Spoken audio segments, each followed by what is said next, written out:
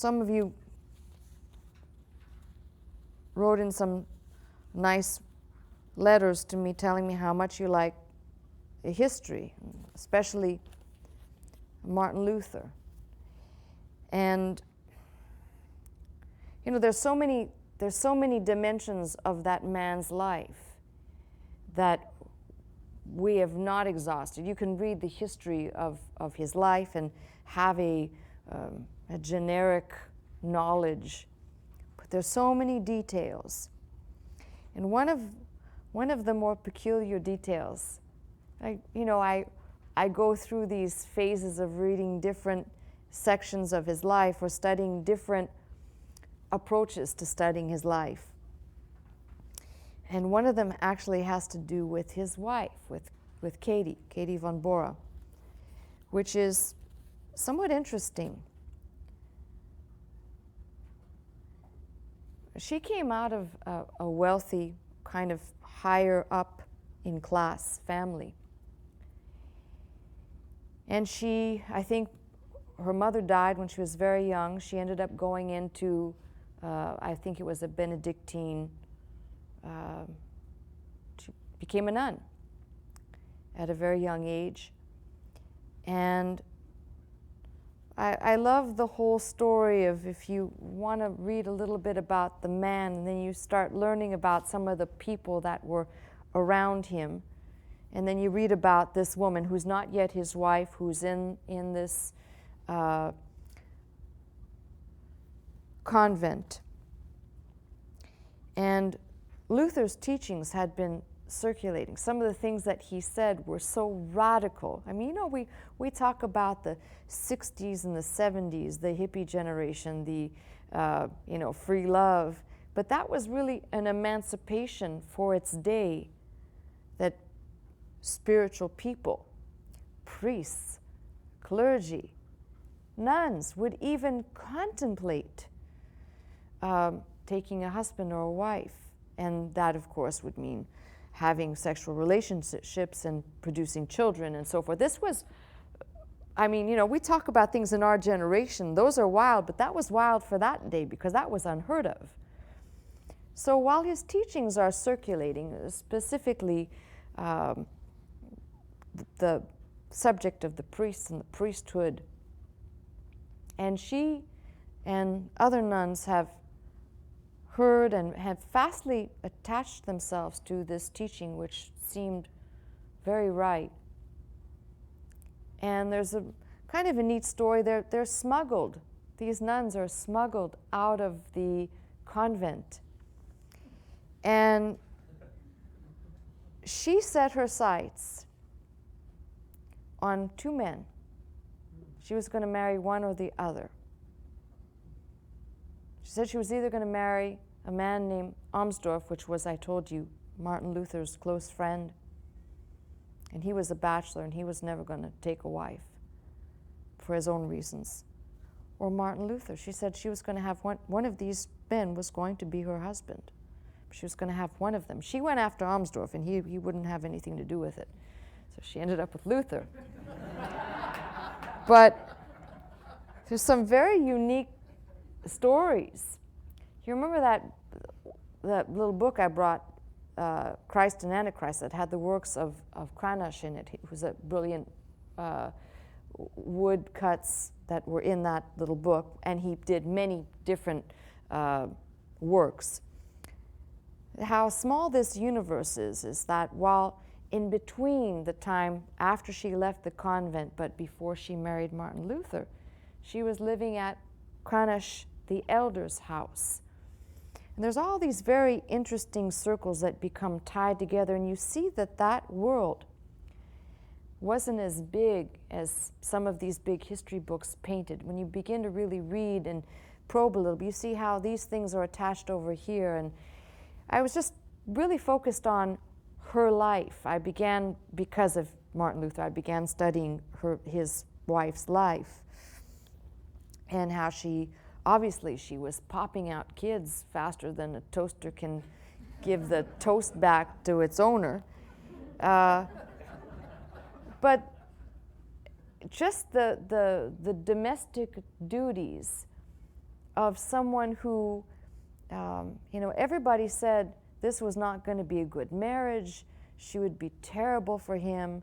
The people who were highly critical of her, Melanchthon criticized her, Erasmus. I mean, the word criticism is actually mild, because they really did and said terrible things about her.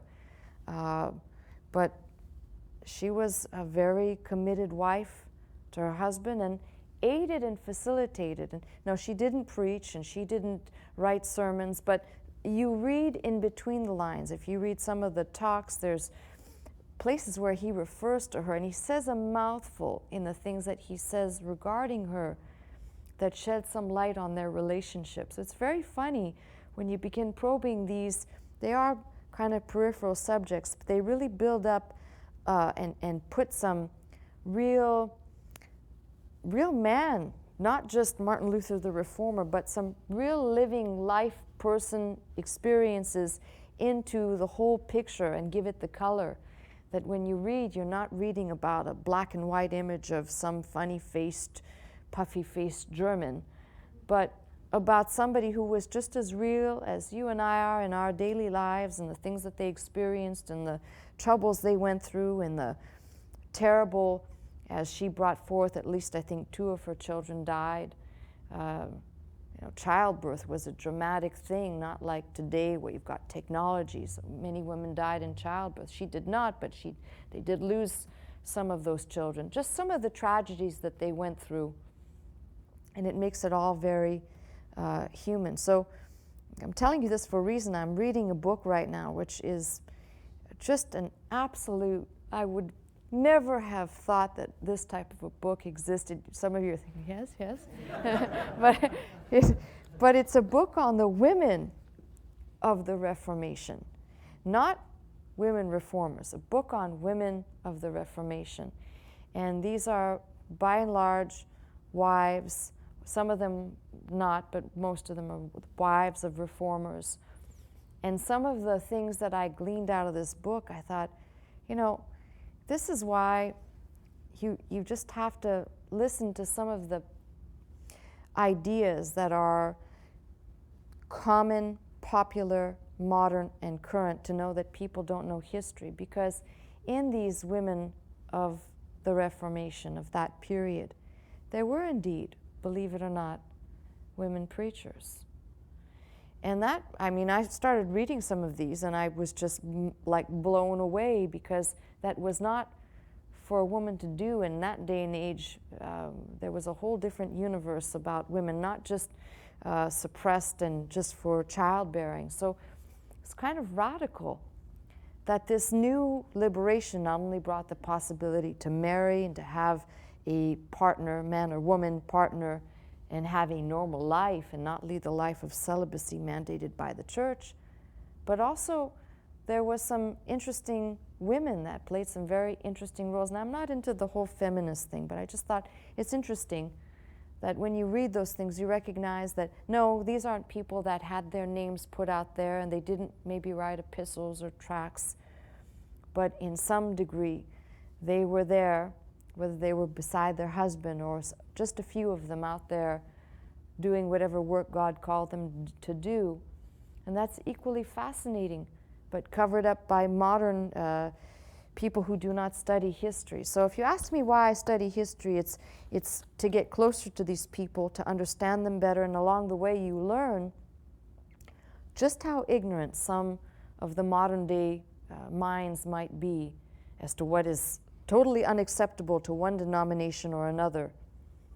Women should not speak, or women should not this. And here are people now, by the way, I want you to connect the dots, because the Reformation allowed people to have access to hear or to read the Bible in their own tongue.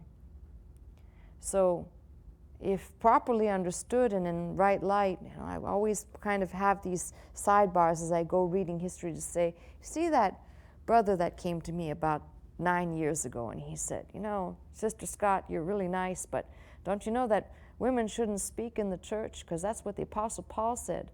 Of course, ignorant of what Paul meant, ignorant of the setting, Corinth of all places, but equally ignorant of history. Now, these aren't the majority, they're the minority, but they were there too. So as I dig in history, I find all these fun tidbits and facts, and somebody said, well, you should devote some time to sharing more with us about that. Well, you know, if you do your part, there's a lot in this brain here, a lot of, it's like information you really didn't need to know, but found out anyway. But you know, it's all part of the journey of finding out that you don't know all of the players, as I said, in Martin Luther's life, because I've taken a special interest there. You don't know all the people, and you don't know the color underneath it all. And some of the people who appeared to be enemies that might have been friends, and some of the friends who appeared to be friends who were actually traitors. And all of the spiraling activities that went on. We just focus on the man, and we focus on his achievements, and I look at the manuscripts and the diversity of things that I have collected, not just what was in the collection, but what I've collected, and realize that we're not only talking about someone who stood up for what was right, but had an incredible influence, far-reaching, you know, to have people in that day and age step out and say, we will not be celibate anymore, we wish to marry, or for some of these women, or for some of these other things which come out of all of this. It's radical. Now, for us in our day and age, it's not so radical. What's the big deal? But it's all part of our rich culture and history as Protestants. And that's the area I like to spend my free time. Frolicking in for my own mental entertainment that I periodically share with you. Now get on the telephone. Come